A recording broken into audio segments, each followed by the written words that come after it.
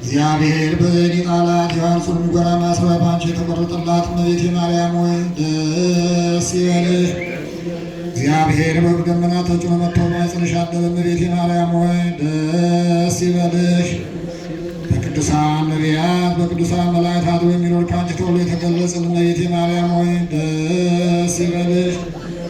ከአብ ከመንፈስ ቅዱስ ጋር የሚሰግድለት ቃል ይባል እግዚአብሔር በአንቺ ባል ከአንቺ ይወለድ ዘንድ የወደደሽ እመቤቴ ማርያም ሆይ ደስ ይበልሽ። እኔ ለምእመናን ወንጌል የማስተምርልሽ ጌታ እናት እመቤቴ ማርያም ሆይ ደስ ይበልሽ። ከወለድሽው በኋላ ማኅተመ ድንግልናሽ እንዳይለወጥ አድርጎ የጠበቀሽ አማኑኤል የወለድሽ እመቤቴ ማርያም ሆይ ደስ ይበልሽ። ማኅተመ ድንግልናሽ ሳይለወጥ ክርስቶስን የወለድሽ እመቤቴ ማርያም ሆይ ሰላምታ ይገባሻል። ማኅተመ ድንግልናሽ ሳይለወጥ ንጉሥ ክርስቶስን የወለድሽ እመቤቴ ማርያም ሆይ ሰላምታ ይገባሻል። ልዩ መድኃኒታችን በመውለድ እናትን አገልጋይን ተብለሻልና እግዚአብሔር ባሕርይሽን ባሪያ አድርጎ ባለሟልትን አግኝተሻል። እመቤቴ ማርያም ሆይ ሰላምታ ይገባሻል። እኛ ከምንወደው እሱም ከምንወደው ልጅ ኃጢአታችን ያስተሰርይልን ዘንድ ለምኝልን ለዘላለሙ አሜን። ልመና ክብሯ ለዘላለም በእውነት ይደርብና አምላክን የወለድሽ በድንጋሌ ሥጋ በድንጋሌ የጸናች ክብርት እመቤታችን ያደረገችው ተአምር ይህ ነው።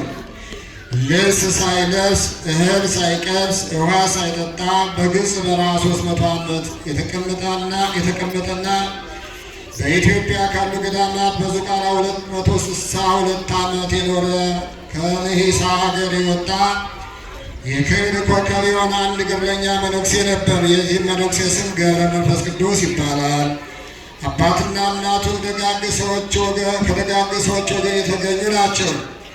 የአባቱ ስም ስምዖን የእናቱም ስም አቅሌስያ ይባላል። እናቱ አቅሌስያ ልጅ ባለመውለዷና መካን በመሆኗ 30 ዓመት ስታለቅስ ኖረች። ከዕለታት በአንደኛው ቀን አቅሌስያ ወደ እመቤታችን ቤተ ክርስቲያን ሄደችና ከዚያ ወደ ውስጥ ገብታ አምላክን የወለደች በድንጋሌ ሥጋ በድንጋሌ ነፍስ የጸናች የክብርት እመቤታችን ስዕል ካለበት ፊት ለፊት ቆማ እመቤቴ ሆይ እግዚአብሔርን ደስ የሚያሰኝ የልጅሽ የኢየሱስ ክርስቶስን ፈቃድ የሚፈጽም ንጽሕናን ገንዘብ ያደረገ የተባረከ ልጅ ስጭኝ በማለት ጸለየች።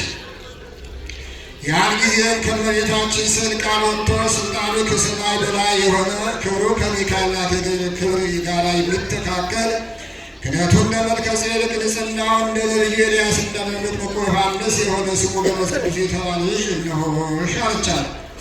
ከዚህ በኋላ አቅሌስያ በመጋቢት 29 ቀን ጸነሰችና በታኅሳስ 29 ቀን ደም ግባቱ ያማረ ልጅ ወለደች። ቀጥሎም እሱን ከመውለዴ በፊት እሱን በሰጠኝ ጊዜ እመቤቴ እንደሰየመችው ስሙ ገብረ መስቀል ይሁን አለች። በዚያም ቀን ሕፃኑ ከእናቱ ጭን ወርዶ ለወልድ መንፈስ ቅዱስ 3 ጊዜ ሰገደ። ዳግመኛም ከጨለማ ወደ ብርሃን ላወጣኸኝ ፈጣሪ ምስጋና ይሁን አለ። ከዚያም ጊዜ ጀምሮ እናቱ አልታቀፈችውም፣ ጡቷንም አላጠባችውም። ከሦስት ዓመት በኋላ የእግዚአብሔር መልአክ ቅዱስ ገብርኤል ሕፃኑ ወዳለበት ወርዶ ሕፃኑን በክንፉ አቅፎ ወደ እመቤታችን ወሰደውና ታቅፋ ሳመችው፣ ባረከችው፣ ከልዑል እግዚአብሔር ዙፋን ፊት አቀረበችው። በድንገት ሕፃን ገብረ መንፈስ ቅዱስ በመንግሥቴ ከእኔ ጋር ትነግሣለህና ደስ ይበልህ። ለእናቴ አስራት አድርጌ የሰጠኋት ኢትዮጵያ ከምትባል አገር ገብተህ ብዙ ታምራት ታደርጋለህ። በሚደርስብህ ሁሉ ጽና፣ ታገስ፣ ብዙ ሰዎች በአንተ ምክንያት ይድናሉና ሰላሜም ከአንተ ጋር ይሆናል አለው። ከዚህ በኋላ እመቤታችን መልአኩ ገብርኤልን ይህን ሕፃን ወደ መሬት መልሰው አውርደውና ዘመደ ብርሃን ተራራ በምኔት ስጠው አለችው። በዚያም ጊዜ እግዚአብሔር መልአክ ሕፃኑን ከሰማይ አውርዶ ለዘመደ ብርሃን ሰጠውና እመቤታችንን እንዳዘችው ሁሉ ነገረው። ሕፃኑን በአባ ዘመደ ብርሃን ዘንድ አደገ፣ በመንፈስ ቅዱስም ኃይል ጠነከረ፣ በሥራ ሁሉ እውቀት የሞላበት ፍጹም ሆነ። የእግዚአብሔር ጸጋ አድሮበታልና። ከጥቂት ዘመን በኋላ እመቤታችን ከሊቀ መላእክት ቅዱስ ገብርኤል ጋር ወደ አቡነ ገብረ መንፈስ ቅዱስ መጣችና እጇን ዘርግታ ባረከችው። እንጦስን አስኬማ ሰጥታው ከእንግዲህ ወዲህ ከሰው ተለይተህ ወደ በረሃ ገብተህ ኑሮ ከአንበሳና ከነብሮች ጋር ይሁን አለችው። በዚያን ጊዜ እመቤታችን እንዳዘዘችው ወደ በረሃ ገብቶ ከአንበሶችና ከነብሮች ጋር ተቀላቀለ። የእነዚህ ቁጥራቸው 60 አንበሶች 60 ነብሮች ነበሩ። እሱም ጓደኛቸው ሆነ። እንደነሱ ከእሱ ጋር እስከ ከራሱ እስከ ጽሙና ከእግር ጥፍሩ ድረስ ጸጉር በቀለለት። የጸጉሩ ቁመት ክንድ ከስንዝር ይሆናል። አንበሶችና ነብሮችን የሚያስፈልገው ሁሉ እንደ መልካም አገልጋይ ይገዙለትና ይታዘዙለት ነበር። ዳግመኛም እንደ ወንድምና ባልንጀራ ሆኑት።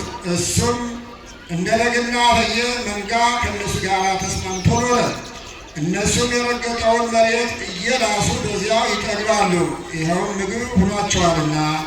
ቅዱስ አባታችን ግን በበጋው ሐሩር በክረምቱ ቁር እየተሰቃየ ታምራትን በማድረግ ድውይን በመፈወስ በግብፅ በረሃ 300 ዓመት ኖረ። በአንዲት ቀን እንኳን በልዩ ደዌ የተያዙትን የፈወሳቸው 1000 ይደርሱ ነበር። የታምራቱ ዜና በግብፅ አውራጃ ሁሉ ተሰማ። ብፁዕ አባታችን የሰዎች ሁሉ ስራውን ስላወቁ እያዘነ ሰው እንዳያውቀኝ ከዚህ ቦታ ተነስቼ ወደ ሌላ ቦታ መሄድ አለብኝ፣ በዚህ ዓለም ከንቱ ውዳሴ እንዳመጣብኝ ማለት አስበ። ከዚያ ሰዓት ጀምሮ እስከ 7 ቀን ድረስ እመቤቴ ሆይ የልጅሽ ቃል እንዳይታበል አውቃለሁ። አሁንም ከዚህ ቦታ አንስተሽ ልጅሽ ኢየሱስ ክርስቶስ ተስፋ ወደ ሰጠኝ ወደ ሀገረ ኢትዮጵያ ውሰጂኝ እያለ መጸለይ ጀመረ። ዳግመኛም የዚያችን ሀገር ጎዳና አሳይኝ እያለ በየጊዜው ከሚጸልዩት ከታቦት ጸሎታት በስተቀር የእመቤታችን ምስጋና ከስግደት ጋር በቀን 12 በሌሊት 12 ጊዜ ይጸልይ ነበር። እግዚአብሔር በቃል ኪዳን የሰጠሽ የሀገርሽ ኢትዮጵያም ዜና ጽድቋን መስማት ከወርቅና ከከበረ ወርቅ መረጣት ከማርና ከሶከብም እጥማልና አለ። ከ7 ቀንም በኋላ አምላክን የወለደች በድንጋሌ ሥጋ በድንጋሌ ጸነች እመቤታችን ተገለጸችለትና ወዳጄ ገብረ መንፈስ ቅዱስ ሆይ ከዚህ ተነስተህ ወደ ኢትዮጵያ ሂድ፣ በዚያ ብዙ ታምራት የምታደርገውና ከገደል የምታወጣቸው እነሳታለሁ አለችው።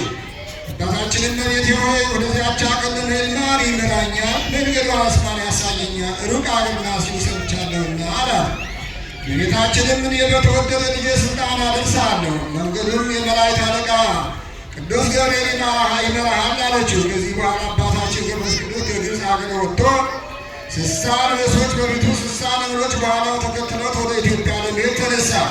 በዚያም ቅዱስ ገብርኤል እየመራው ከአንበሶችና ከነብሮች ጋር ምድረ ከብድና ከከበረው ዝቋላ ተራራ ደረሰው። አባታችንም ኢትዮጵያን መድረሱን ካረጋገጠ ጊዜ እጅግ ተደስቶ አቤቱ ጌታዬ ካላውያን አገራት አዋቂዎች ፈላስፎች ነን ከሚሉ ከሰወርካት ለእናት ለድንግል ማርያም አስራት አድርገህ የሰጣት ሀገር ያደረስከኝ አመሰግናለሁ ብሎ ፈጣሪውን አመሰገነው። ዳግመኛ ወደዚች ሀገር ገብቼ በውስጧ እኖር ዘንድ የፈቀድሽልኝ እመቤቴ ወላዲተ አምላክ አመሰግንሻለሁ አለ። ልመና ክብሯ ለዘላለም በሁላችን ይደርብን፣ አሜን። የእመቤታችን የሳሪተ ምሕረት የአቁራሪተ መዓት የመዝገበ ረድኤት የድንግል ማርያም ምልጃ ቃል ኪዳኗ በእያንዳንዳችን ይደርብን። እንዲያውም ሀገራችን በቅድስት ሀገራችን በኢትዮጵያ ቃል ኪዳኗ አማላጅነቷ አይለይብን። የሰላም አምላክ የበረከት አምላክ የቸርነት አምላክ በሰላም እንዳሳደረ በሰላም ያውልን። የጻድቁ የአባታችን የአቡነ ገብረ መንፈስ ቅዱስን ቃል ኪዳናቸው ምልጃቸውን በእያንዳንዳችን ያሳድርብን። እንዲያው ጻድቁ የተሰጣቸው ቃል ኪዳን ቅድስት ሀገራችን በአማላጅነታቸው እንዲያማልዱን የጻድቁ ቅዱስ ፈቃድ ይሁንልን። አቡነ ዘበሰማያት ነው።